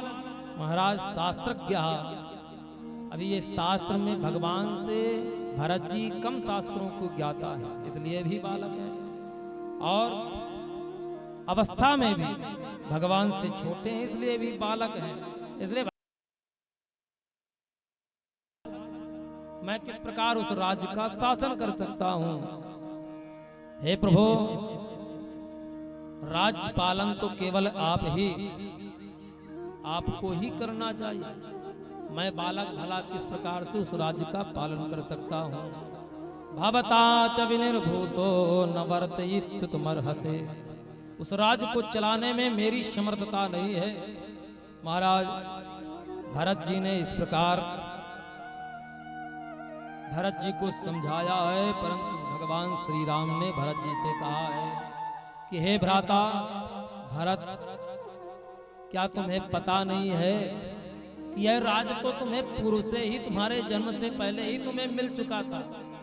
क्या तुम्हें पता नहीं है कि मैया कैकेयी से भगवान पिता दशरथ जी का विवाह इसीलिए हुआ था? महाराज, दशरथ जी का विवाह जब कैकेयी के साथ हुआ तो उस समय उनके पिताजी, कैकेयी माता के पिताजी ने यह शर्त रखी थी कि जो कैकेयी का पुत्र होगा वही उस अयोध्या का राजा बनेगा। महाराज, इसी के शर्त से दशरथ जी ने कैकेयी से विवाह किया था। ये कैकेयी बड़ी सूरवीर थी। दशरथ जी महाराज जब कैकेयी नरेश की सहायता किए, युद्ध में उन्हें जिताया, उस समय दशरथ जी कैकेयी नरेश के यहाँ निवास किए। तो दशरथ जी ने उसी समय देखा कि एक युवराज छत पर चढ़ करके एक साल वृक्ष को कूंद करके, छत से कूंद करके साल वृक्ष में ऐसे तलवार का प्रहार किया और पादप प्रहार किया कि महाराज छत से नीचे कूदने में ऐसी तलवार घुमाई है कि उस ताल वृक्ष के किसी ने देख नहीं पाया, स्पर्श किया है, हजारों टुकड़े हो गए। दशरथ जी ने देखा, चकित रह गए, ओह आश्चर्य है, यह राजकुमार कितना पराक्रमी है, इसके तलवार घुमाने की यह जो पराक्रम है यह आश्चर्यजनक है। परंतु जैसे ही देखे, उन्होंने अपना साफा उतारा, देखे यह तो कैकेयी है, राजकुमारी है। दशरथ जी मोहित हो गए, उनके पिता से कहा कि मैं आपकी राजकुमारी से विवाह करना चाहता हूँ। पिताजी ने कहा कि हे राजन, आपका तो विवाह पहले से ही कौशल्या से हो चुका है, फिर आप कैकेयी से विवाह करेंगे तो यह आपकी रानी महारानी नहीं कहलाएगी, क्योंकि कौशल्या का पुत्र ही अयोध्या का राजा बनेगा और मेरी कन्या का विवाह यदि अन्य कहीं होगा तो वह वहां की महारानी बनेगी और इसका पुत्र राजा बनेगा। तो दशरथ जी ने यहाँ पर विचार किया कि देखो, अवस्था बीत गई है, अभी तक कौशल्या से कोई पुत्र नहीं हुआ था। तो मानो दशरथ जी ने कहा कि हे राजन, मैं आपको वचन देता हूं कि कैकेयी का पुत्र, कैकेयी से जो पुत्र होगा वही पुत्र अयोध्या का राजा बनेगा। तब महाराज कैकेयी से दशरथ जी ने विवाह किया है। तो वही बात आज भगवान श्री राम भरत जी को बतला रहे हैं कि हे भ्राता भरत, क्या आपको पता नहीं है कि आपको यह राज तो पहले से ही मिल गया था। पुरा भ्राता पिता नहसा मातरम ते समुद्वहन माता महे समाश्रोषित राज्य शुल्कम अनुत्तमम। राज्य शुल्कम अनुत्तमम, जो कैकेयी का विवाह दशरथ जी के साथ हुआ था वह कैसे हुआ था? राज्य शुल्कम, अर्थात राज को ही शुल्क के रूप में प्रदान करके श्री दशरथ जी ने कैकेयी से विवाह किया। महाराज भगवान ने भरत जी को समझाया है कि हे भरत, तुम्हें और हमें सबको पिता की ही आज्ञा माननी चाहिए। पुत्र का परम धर्म है कि वह हर प्रकार से पिता की आज्ञा माने। जो पुत्र पिता की आज्ञा को मानते हुए, वचनों को मानते हुए जीवन निर्वाह करता है, महाराज उससे निश्चय ही वह अपने पिता को श्रेष्ठ गति प्रदान करता है। इसलिए हे भरत, हमें और तुम्हें दोनों को पिता की ही आज्ञा मानना चाहिए और पिता की आज्ञा मानते हुए हमें निश्चय ही पिता को श्रेष्ठ गति प्रदान करनी चाहिए। महाराज पुत्र कौन है? भगवान कह रहे हैं कि पुन्नाम नो नरका यस्मात् पितरम त्राजते सुतः तस्मात् पुत्र इति प्रोक्तः पितॄन् यः पति सर्वतः। पितॄन् यः पाति सर्वतः। भगवान ने कहा कि पुत्र नाम का एक नरक है, जो उस नरक से पिता को बचावे वही पुत्र है। पितरम त्रायते सुता, जो पुत्र उस पुत्र नाम के नरक से पिता को बचावे उसी की पुत्र नाम की संज्ञा दी गई। वास्तव में वही पुत्र है। महाराज पुत्र पिता को किस प्रकार से नरक से बचाएगा? तो पिता की आज्ञा मान करके, पिता के वचनों को मान करके, आज्ञा को मानते हुए इसी सी पिता की श्रेष्ठ गति होती है। महाराज ऐसे भगवान ने श्री भरत जी को अनेक वचनों से समझाया है। उसी समय भगवान जब भरत जी को श्रेष्ठ धर्म का उपदेश कर रहे थे, उसी समय एक जावाल नाम के महात्मा, जिन्होंने जबलपुर में स्थान बनाकर रखा था, नाम से ही बड़ा है, तो ऐसे जाबाली नाम के महात्मा ने यहाँ पर नास्तिक मत का दर्शन किया है, नास्तिक धर्म का उपदेश किया है। नास्तिकों का क्या धर्म है? तो महर्षि वाल्मीकि जी कहते हैं कि वशिष्ठ जी ने यहाँ पर समझाया है कि यद्यपि जाबाल ऋषि नास्तिक नहीं है, परंतु उन्होंने नास्तिक धर्म का यहाँ पर प्रतिपादन किया है। कारण क्योंकि वे भगवान से अत्यधिक प्रेम करते हैं। वह यह सोच रहे हैं कि यदि भगवान को किसी भी प्रकार से हेन प्रकार है, जिस प्रकार से भगवान प्रसन्न हो जाएं और यहाँ से वन को छोड़कर अयोध्या चले जाएं, उनकी अभिलाषा केवल एकमात्र यही है। तो महाराज यहाँ पर जाबाल ऋषि ने श्री भगवान से कहा है कि अरे राजन, हे प्रभु राम, तुम यह क्या साधारण मनुष्यों के समान आचरण कर रहे हो? क्या तुम्हें पता नहीं कि यह कोई धर्म नहीं होता है? अरे कौन किसका पिता है, कौन किसका पुत्र है? मरने के बाद केवल मनुष्यों को तो अपना विषय भोग ही प्राप्त करना चाहिए। एको ही जायते जंतु एक एव विशिष्यते। अरे यह जीव तो केवल एकमात्र एक ही है। इस जीव का ना कोई माता है, ना कोई पिता है। आप कहाँ पिता के वचनों को लेकर वहां वन आ गए हैं? और फिर आपके पिता भी अब नहीं रहे, तो जब पिता ही नहीं है तो उनके वचनों का क्या मोल? इसलिए आप चलिए और इस वन का परित्याग करके सुंदर राज्य को प्राप्त करिए, सुंदर विषय भोग को प्राप्त करें। महाराज यहाँ पर जाबाल ऋषि ने खूब नास्तिक मत का प्रतिपादन किया है, नास्तिकों के समान बात कही है कि राज्यम सत्वम निगृहीस्वा भरतेन प्रमादिता। हे राजन, आप चल करके उस राज्य को स्वीकार करें। महाराज ज्यों ही भगवान ने जाबाल ऋषि के ऐसे वचन को सुना तो भगवान महात्मा जाबाली के वचनों को सुनकर क्रोधित हो गए हैं और कहा कि हे महात्मन, आपको मेरे पिता ने सुंदर श्रेष्ठ मंत्री पद प्रदान किया और मुझे यह आशा नहीं थी कि आप भी इस प्रकार नास्तिकों के समान मुझे समझाएंगे, नास्तिकों के समान बोलेंगे। महाराज यहाँ पर श्री भगवान ने भयंकर क्रोध दिखाया है कि आप एक श्रेष्ठ संत ब्राह्मण होकर के ऐसे वचन बोल रहे हैं। तो वशिष्ठ जी सामने आकर के भगवान को समझाया है कि हे राजन, ये जाबाल ऋषि नास्तिक नहीं है, ये आपसे इतना प्रेम करते हैं कि इन्होंने नास्तिक मत का यहाँ पर प्रतिपादन किया है। यह तो इनकी तो केवल एक ही अभिलाषा है कि आप राज्य को प्राप्त करें, अयोध्या चलें। महाराज भगवान ने हर प्रकार से अयोध्या जाने से मना कर दिया है कि हे गुरुदेव, हम सबको राजा पिताजी की ही आज्ञा का ही अनुमोदन करना चाहिए। महाराज भी देखा कि अब भगवान हमारे साथ अयोध्या लौट करके नहीं जाएंगे। समझ गए कि भगवान अब यहाँ से वापस नहीं जाएंगे। तब भरत जी ने एक ही बात कही है कि हे प्रभु, मैं आपके वचनों को अवश्य मानूंगा। हे प्रभु, मैं आपका दास हूं, जो आप मुझे आज्ञा प्रदान करेंगे।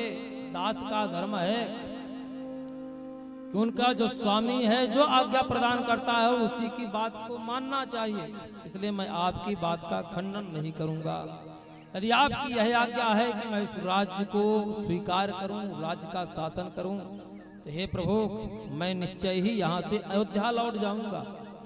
परंतु हे प्रभु, मैं अयोध्या तो जाऊंगा, परंतु उस राज्य को मैं कदापि स्वीकार नहीं करूंगा। भरत जी महाराज ने कहा कि हे प्रभु, मैं अयोध्या जाऊंगा, परंतु आपकी एक यह चिन्हारी, मैं आपकी इन चरण पादुका को यहाँ से लेकर के जाऊंगा और उन्हीं चरण पादुका को राज सिंहासन पर स्थापित करूंगा। महाराज यह सारा अयोध्या आपके पादुका के नीचे ही शासित रहेगा। आज से आपके चरण पादुका ही इस अयोध्या का राज्य का शासन करेंगे। महर्षि वाल्मीकि जी कहते हैं तमंके भ्रातरम कृत्वा रामो वचनम अब्रवीत् श्यामं नलिनपत्राक्षं महत्त हंसस्वरा स्वयं। महाराज भगवान के वचनों को सुन करके आज श्री भरत जी महाराज अयोध्या जाने के लिए उद्यत हो गए हैं, अयोध्या जाने के लिए प्रसन्न हो गए हैं। भगवान से एक ही बात कही है कि हे प्रभु, यदि आपकी आज्ञा है तो मैं अयोध्या अवश्य जाऊंगा, परंतु आपकी चरण पादुका, आज से आपके चरण पादुका के नीचे ही सारे अयोध्यावासी अपने आप को कल्याणमय महसूस करेंगे। आज से आपकी चरण पादुका ही संसार का शासन करेगी। भरत जी कह रहे हैं अधिरोहार्य पादाभ्यम पादुके हेम भूषिते एते ही सर्वलोकस्य योगक्षेमं विधास्यते। एते ही सर्वलोकस्य योगक्षेमं विधास्यते। आज से संसार का योग और क्षेम यह चरण पादुका ही आपकी करेगी। अधिरोहार्य पादभ्यम पादुके हेम भूषिते। तब महाराज भरत जी महाराज ने स्वर्ण से मड़ी हुई पादुका निकाली है, उसी में भगवान के चरणों को पधराया है और महाराज भरत जी उस चरण पादुका को लेकर के अयोध्या के लिए प्रस्थान कर रहे हैं। गोस्वामी तुलसीदास जी कह रहे हैं प्रभु करी कृपा पावरी दीन है सादर भरत शीस धरि शीस पे खड़ाऊं अखियों में पानी, शीस पे खड़ाऊं अखियों में पानी। राम भक्त ले चला रे राम की निशान, राम भक्त ले चला रे राम की निशान। शीस पे खड़ा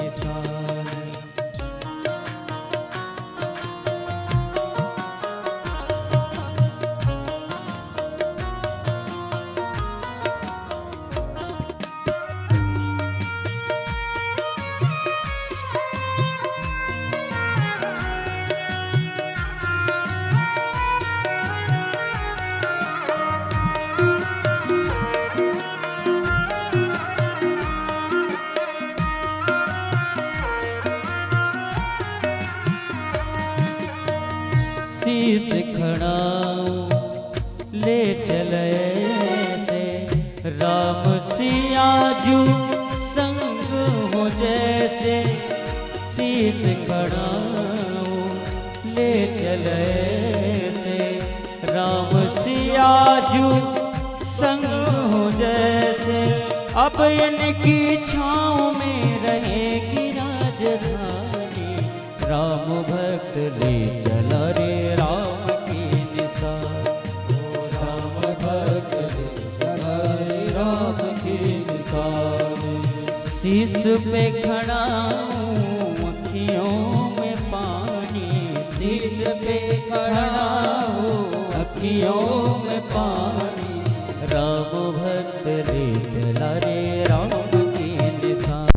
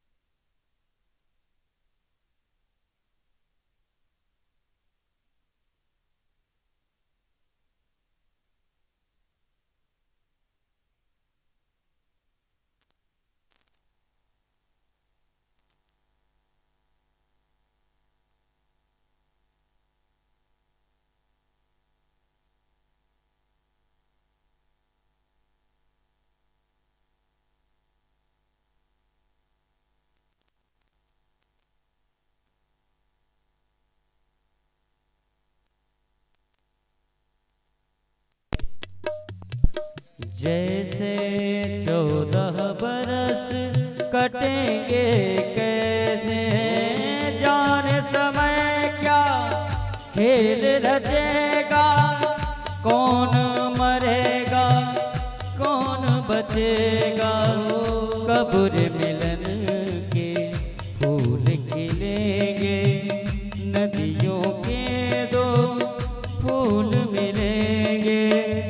जी करता है यहीं बस जाऊं, हिल मिल 14 बरस बिताऊं। राम बिन कठिन है, राम बिन कठिन है, एक घड़ी बितानी। राम भक्त ले चला रे राम की निशानी, ओ राम भक्त ले चला रे राम की निशानी। शीश पे खड़ा हूँ अखियों में पानी, शीश पे खड़ा हूँ अखियों में पानी। राम भक्त ले चला रे राम की निशानी, राम भक्त ले चला रे राम की निशानी।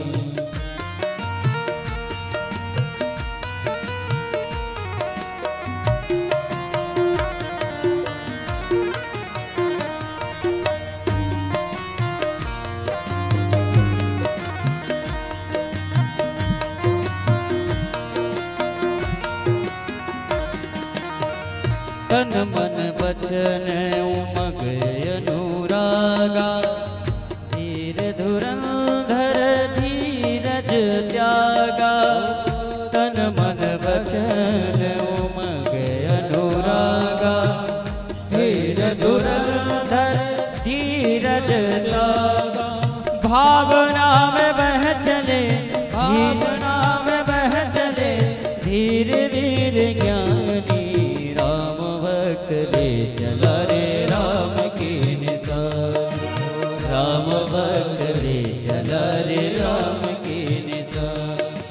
शीश पे खड़ा हूँ अखियों में पानी, राम भक्त ले चला रे राम की निशानी। राम भक्त ले चला रे राम की निशानी, राम भक्त ले चला रे राम की निशानी, राम भक्त ले चला रे राम की निशानी। राजा रामचंद्र भगवान की जय हो। ऐसे श्री भरत जी महाराज भगवान के चरण पादुका को लेकर के चले हैं। भरत जी ने कहा कि हे प्रभु, आज से सारा अयोध्या समाज, अयोध्या का राज आपके चरण पादुका के नीचे ही आश्रय ग्रहण करेगी। महाराज संतों ने यह भाव दिया कि आज भगवान का मानो पादुका अवतार हो गया है। भगवान पादुका के रूप में अवतार ही ग्रहण कर लिए। इसलिए हमारे पूर्वाचार हुए हैं श्री वेदांत देशिक स्वामी जी, इन्हीं भगवान के चरण पादुका के विषय में पादुका सहस्त्रम शास्त्र का ही निर्माण किया। इसमें भगवान के चरण पादुका के विषय में 1000 श्लोकों का निर्माण किए हैं कि भगवान के चरण पादुका कितने करुणामयी हैं। 14 वर्ष तक भगवान के अयोध्या में भगवान के चरण पादुका ने शासन किया है। तो संतों ने भाव दिया कि आज भगवान का पादुका अवतार हो रहा है। भरत जी जा रहे हैं, भगवान से कहा है कि हे प्रभु, मैं आपकी आज्ञा को मानकर जा रहा हूँ, क्योंकि मैं आपका सेवक हूँ और सेवक का धर्म है कि हर प्रकार से स्वामी की आज्ञा को माने। जिसमें स्वामी की प्रसन्नता हो वही इसी में सेवक की प्रसन्नता है। महाराज यही भक्ति है, यही प्रेम है। तत् सुखी सुखत्वम, जिसमें हमारा स्वामी हमारे आराध्य सुखी हो, महाराज हमें भी उसी में सुख का अनुभव करना चाहिए। यही तो प्रेम का लक्षण है। श्री भरत जी महाराज ने कहा कि हे प्रभु, आपकी जिसमें प्रसन्नता हो उसी में हम भी प्रसन्न हैं। यदि आपकी इसी में प्रसन्नता है कि मैं अयोध्या में रहूं और आप वन में 14 वर्ष तक रहे, तो हे प्रभु मैं अयोध्या जाने के लिए तैयार हूं, परंतु आप कह रहे हैं 14 वर्ष तक मैं वन में रहूंगा। तो हे प्रभु मैं भी संकल्प लेता हूं, वचन लेता हूं कि आप जिस प्रकार 14 वर्ष वन में रह करके कंदमूल फलों का भक्षण करते हैं और बिना पादुका भ्रमण कर रहे हैं, चीर वस्त्र को धारण करते हैं, तो उसी प्रकार हे प्रभु मैं भी, मेरा भी जीवन इसी प्रकार 14 वर्ष तक निर्वाह होगा। सा पादुके संप्रणम्य रामं वचन अब्रवीत्, 14 ही वर्षाणि जटाचीरधरो हम, अहम जटाचीरधरो 14 ही वर्षाणि। भरत जी ने कहा कि मैं भी 14 वर्ष तक जटाओं को धारण करके, चीर वस्त्रों को धारण करके जीवन निर्वाह करूंगा। फलमूला सनोवीरा भावे रघुनंदनम। प्रभु जिस प्रकार आप 14 वर्ष तक केवल फल का आहार लेकर के जीवन निर्वाह करेंगे, मैं भी उसी प्रकार तवागमनम आकांग आपकी ही अनुगमन करते हुए मैं भी 14 वर्ष तक फल का ही भक्षण करूंगा। परंतु प्रभु 14 वर्ष तक केवल मैं आपकी प्रतीक्षा करूंगा। 15वें वर्ष का जैसे ही सूर्योदय होगा, प्रभु यदि आपका मुझे दर्शन नहीं हुआ, 15वें वर्ष के प्रथम दिन ही यदि सूर्योदय हुआ, उस सूर्योदय में मैंने आपका यदि दर्शन नहीं किया, तो श्री भरत जी कहते हैं उसी समय उसी दिन मैं अपने इस शरीर को अग्नि में जलाकर भस्म कर दूंगा। 14 ही संपूर्ण वर्षे हनि रघुत्तमं, न द्रक्ष्यामि यदि त्वां तु प्रवक्ष्यामि हुतासन। भरत जी ने कहा न द्रक्ष्यामि यदि त्वां, तुम 14 वर्ष पूर्ण होते हुए 15वें वर्ष प्रातः सूर्योदय के समय ही यदि मुझे आपका दर्शन नहीं हुआ, न द्रक्ष्यामि त्वां, मैंने आपका दर्शन नहीं किया, तो महाराज प्रवक्ष्यामि हुतासनम, मैं इस शरीर को अग्नि में हवन कर दूंगा, जलाकर भस्म कर दूंगा। तथेति च प्रतिज्ञाया तम परिस्वज्य सादरम, यही मेरी प्रतिज्ञा है। ऐसे भरत जी ने प्रतिज्ञा लेकर के भगवान को प्रणाम किया है। परिक्रमा करके श्री भरत जी महाराज वहां से चले हैं। उसी समय श्री भगवान ने शत्रुघ्न जी से एक बात कही है। क्या कहा है कि हे लखनलाल, हे रिपुसूदन, हे शत्रुओं को समाप्त करने वाले शत्रुघ्न लाल, मैं तुमसे एक बात कहना चाहता हूँ, निवेदन करना चाहता हूँ। क्या? भगवान ने कहा कि हे शत्रुघ्न, देखो सारा अयोध्या समाज ने, सारी जनता ने, अयोध्या वासियों ने मेरी मैया कैकेयी का परित्याग कर दिया है। कोई इसकी सेवा करने वाला नहीं है, कोई इसको पूछने वाला नहीं है। इसलिए हे शत्रुघ्न, मैं तुम्हें आदेश देता हूं कि तुम मेरे मैया का भली भांति ध्यान रखना। मेरी मैया का कोई सेवा करने वाला नहीं है, इसलिए मैं तुम्हें आदेश देता हूं कि तुम मेरी मैया को भली भांति मैया की सेवा करना। शत्रुघ्न परिस्वज्या वचनम चेदमब्रवीत्, मातरम रक्ष कैकेयी मारोषम कुरुताम प्रति, मारोषाम कुरुताम प्रति। हे शत्रुघ्न, मेरी मैया कैकेयी पर तुम क्रोध मत करना। मातम रक्ष कैकेयी, मेरी मैया कैकेयी की तुम रक्षा करना, उन्हें कुछ हो ना जाए, क्योंकि सारे अयोध्यावासी उनका परित्याग कर चुके हैं, इसलिए कोई उनकी सेवा नहीं करेगा। इसलिए मैं तुम्हें आदेश दे रहा हूं कि तुम मैया कैकेयी की सेवा करना। महाराज, भगवान ने कहा कि देखो शत्रुघ्न, यदि तुम मेरी मैया कैकेयी की सेवा करोगे तो मैं समझूंगा कि तुम मेरी सीता और लक्ष्मण के साथ सेवा कर रहे हो। मया च सीतया चैव सप्तो रघुनंदना इत्युक्ता सुपरीताक्षो भरातरो विससर्जः। भगवान ने रुदन करते हुए से लक्ष्मण जी शत्रुघ्न जी से कहा है। शत्रुघ्न जी ने प्रणाम किया है। प्रदक्षिणम चैव चकार राघवं चकार चैवोत्तमनान। कि मूर्धनि भगवान की दिव्य परिक्रमा करके प्रदक्षिणा करके श्री भरत जी शत्रुघ्न जी चकार चैरोत्तमनाग मूर्धनि उन पादुकाओं को मूर्धा मस्तक में धारण करके श्री भरत जी महाराज चले हैं।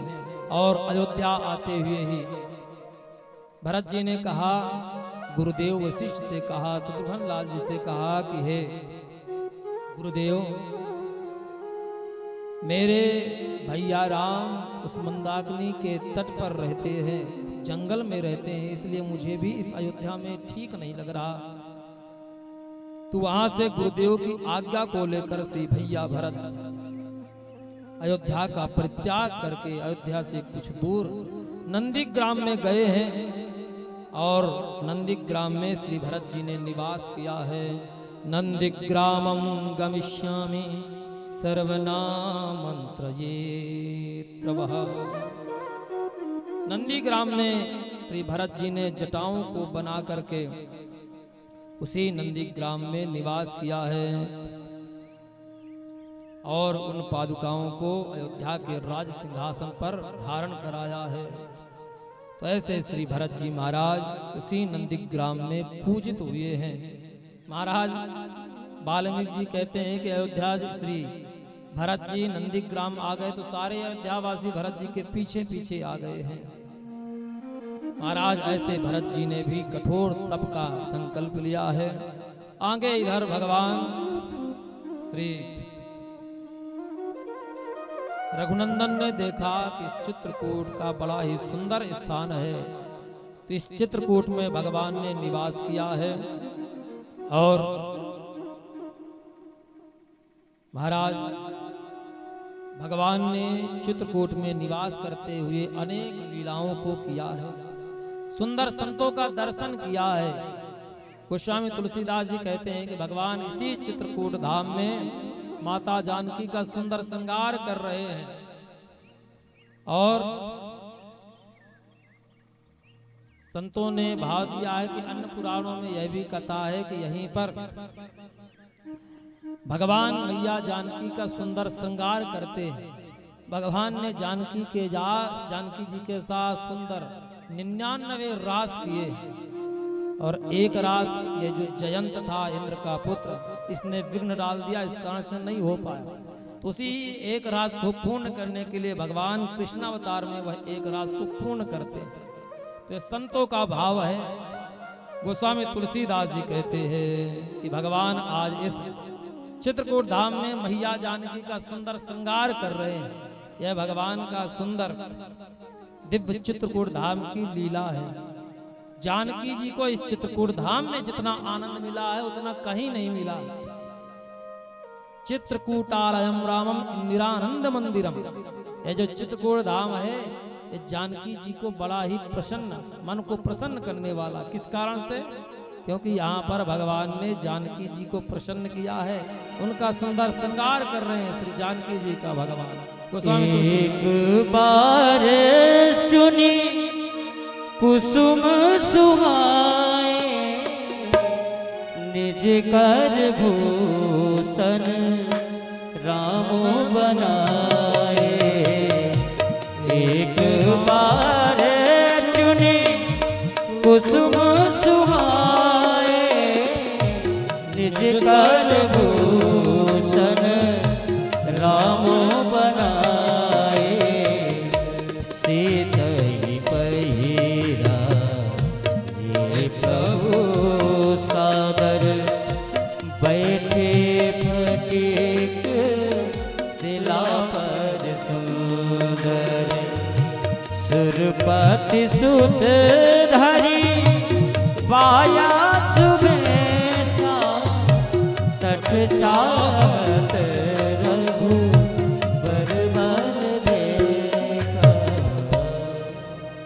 एक बार चुन कुसुम सुहाए।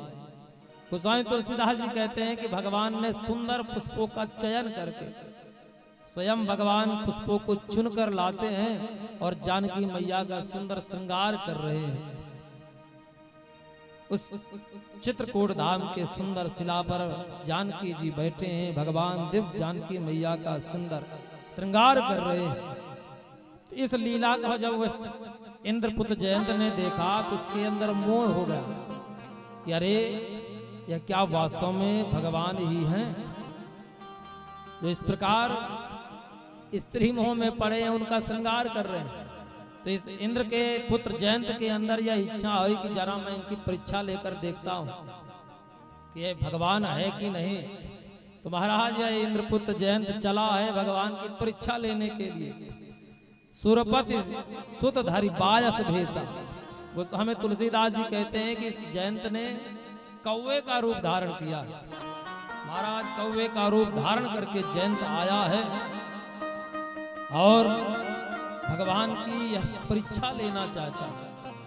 तो भगवान की परीक्षा लेने की इच्छा से आया है। हमें तुलसीदास जी कहते हैं कि जिस प्रकार पिपीलिका कहते हैं चींटी को, चींटी समुद्र की थाह को खोजे, उसी प्रकार यह जयंत भगवान की परीक्षा लेने की इच्छा से आया। जिमि पिपीलिका सागर ताहा महामंति पावन चाह, महामंद मति पावन चाह। महाराज जैसे कोई चींटी समुद्र का थाह प्राप्त करना चाह रही हो, उसी प्रकार यह मतिमंद जयंत भगवान का भी थाह पाने के लिए आया है, परीक्षा लेने के लिए आया है। और महाराज विचार करने लगा क्या करूं। तो भगवान के उस वीर को देखने के लिए, पराक्रम को देखने के लिए इस जयंत ने कौवे का भेष धारण करके आया है और भगवती जानकी जी के चरणों में चोंच का प्रहार कर रहा है। सीता चरण चोंच हते भागा, मूढ़ मदंग मति कारण कागा। सीता चरण चोंच हते भागा, मूढ़ मंद मति कारण कागा। चला रुधिर रघुनायक जाना, चला रुधिर रघुनायक जाना। सीख धनुष सायक संधाना, सीता चरण चोच हते भागा, मूढ़ मंद मति कारण कागा। मूढ़ मंद मति कारण कागा। जो इस जयंत ने मैया सीता के चरणों पर चोंच का प्रहार किया, सीता चरण चोंच हति भागा, चोंच का प्रहार करके भागने लगा।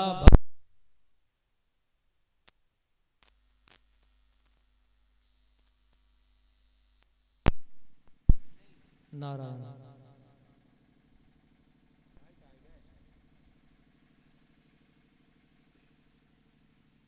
नारायण। मूढ़मंदमति कारण कागा, यह मूढ़मति, यह मूर्ख जयंत भगवान मैया जानकी के चोंच का प्रहार करके जब भागने लगा, भगवान ने देखा कि जानकी के चरणों में रुधिर का प्रहार, रक्त की धारा बह चली। महाराज भगवान से भी सहन नहीं हुआ, उन्होंने जानकी जी का अपराध किया है। तो भगवान उसी समय अपने पराक्रम को दिखाते हुए एक सींग उठाई है और सींग पर ऐसे मंत्रों का अनुसंधान किया और जयंत के पीछे छोड़ दिया है। सींग धनुष सायक संधाना, महाराज सींग को ही बाण बना करके उस जयंत के पीछे लगा दिया है। महाराज भगवान की आज्ञा को मान करके वह सींग जयंत के पीछे लगा है। महाराज तीनों लोक में वह जयंत भागता रहा, परंतु जैसे ही पीछे देखता है वह सींग, भगवान का सींग लगा हुआ है।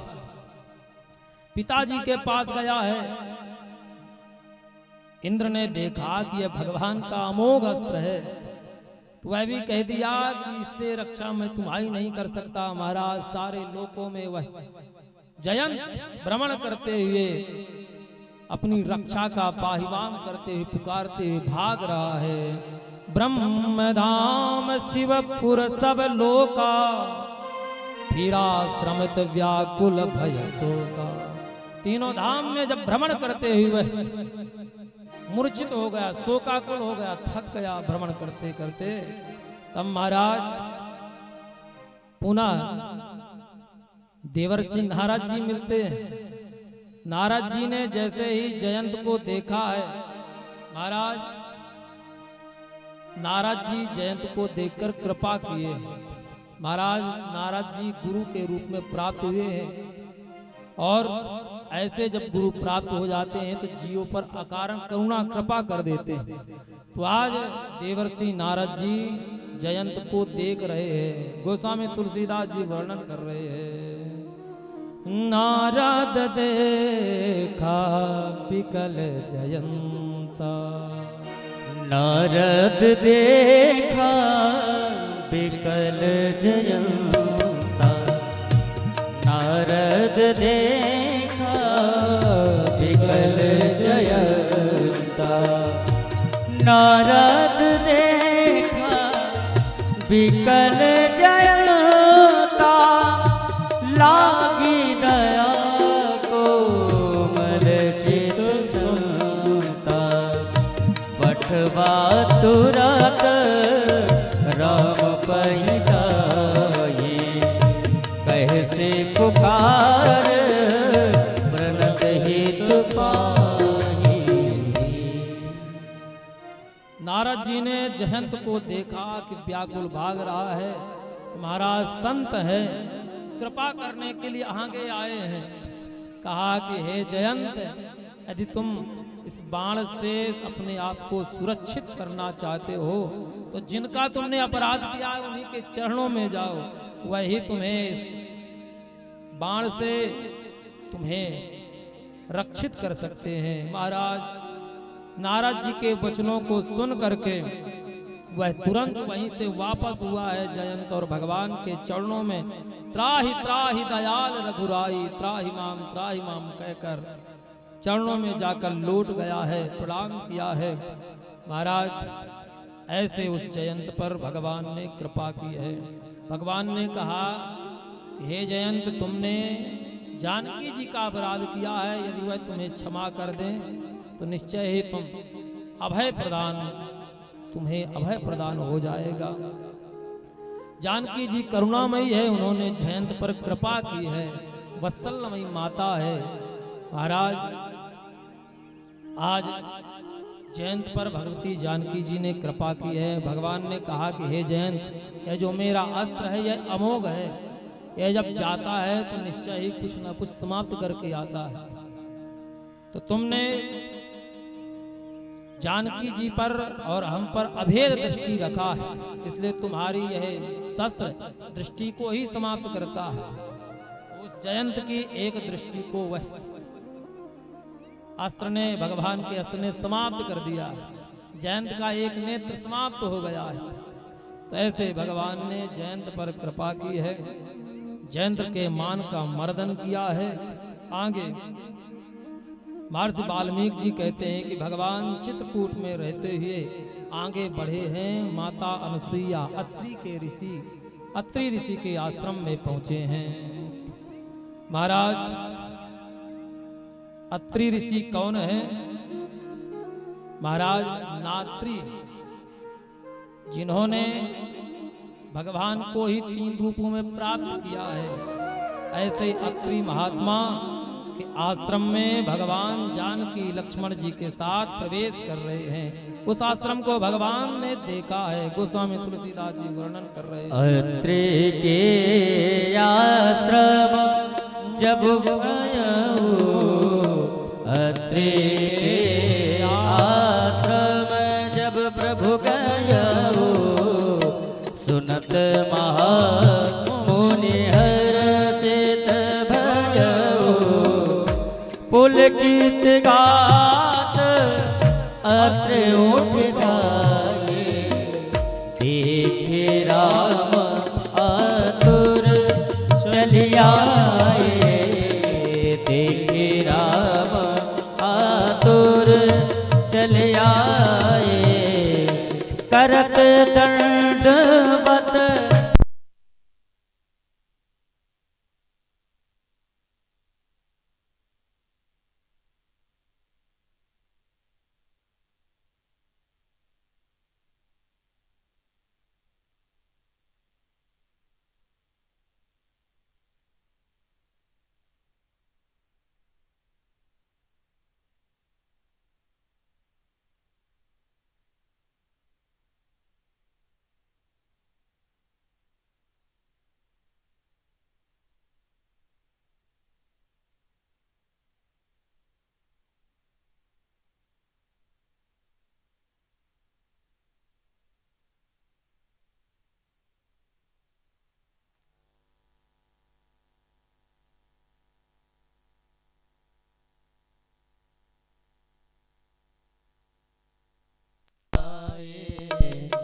करी पूजा कही बचन सुहाए, दिए मूल फल प्रभु मन भाए, दिए मूल फल प्रभु मन भाए, दिए मूल फल प्रभु मन भाए, दिए मूल फल प्रभु मन भाए।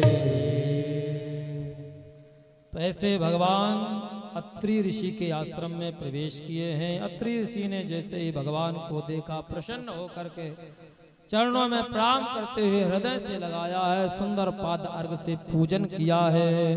सोत्रेराश्रमाशत्या तब वंदे महायसा, तम चापि भगवान अत्रि पुत्रवत् प्रत्यपद्यता। महर्षि वाल्मीकि जी कहते हैं कि भगवान अत्रि पुत्रवत् प्रत्यपद्यता, मानो अत्रि ऋषि को भगवान पुत्र के रूप में ही प्राप्त हो गए हो। ऐसे भगवान ने वात्सल्य भगवान के प्रति महात्मा अत्रि ऋषि का ऐसा वात्सल्य जागृत हुआ है। मैया अनुसुईया आई है, सती अनुसुईया। महाराज ये अनुसुईया ऐसी सती हैं, इन्होंने अपने सतीत्व के प्रभाव से ही मंदाकिनी को प्रकट किया है। भगवान स्वयं सती अनुसुईया के इस चरित्र का वर्णन कर रहे हैं। ये कैसी है महाराज, जिन्होंने अपने सतीत्व के प्रभाव से ये अपने पति की सेवा करके ऐसा सतीत्व प्राप्त किया, उसके प्रभाव से इन्होंने मंदाकिनी, गंगा के रूप में मंदाकिनी को प्रकट किया है। महाराज ये सती अनुसुईया का दिव्य चरित्र है। अन्य पुराणों में कथा आती है कि महाराज मैया सती अनुसुईया का ऐसा सतीत्व कि एक बार इनके सतीत्व की चर्चा तीनों लोक में विख्यात हो गई। देवर्षि नारद जी ने विचार किया कि मैया सती अनुसुईया के चरित्र को थोड़ा और विख्यात करना चाहिए और फैलाना चाहिए, तो गए हैं तीनों देवियों के पास। ब्रह्मा की पत्नी सरस्वती, भगवान नारायण की पत्नी लक्ष्मी, शिव की पत्नी सती के पास गए हैं और जाकर तीनों के पास सती अनुसुईया के दिव्य चर्चा कर रहे हैं। हे देवर्षि नारद जी ने कहा कि अरे मैया, मैं इस संसार में त्रैलोक में यदि किसी को सती देखता हूँ तो सर्वाधिक श्रेष्ठ सती है तो वह तो मैया अनुसुईया है, जिनका सतीत्व संपूर्ण त्रैलोक में विख्यात हो रहा है।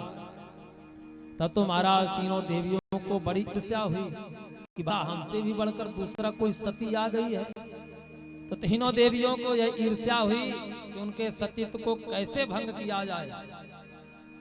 तो अपने तीनों पतियों को ही भेजा है कि जाइए आप उस अनुसुईया के सतीत्व को भंग करिए।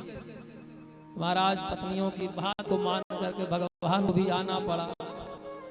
तीनों ब्रह्मा विष्णु महेश हैं सती को भंग करने के लिए, परंतु कैसे भंग करें। सती का ऐसा प्रभाव है कि तीनों देवता उसके सामने आने से भयभीत हो रहे हैं, क्योंकि महाराज सती जो स्त्री है उसका सामना तो भगवान ब्रह्मा विष्णु महेश भी नहीं कर सकते।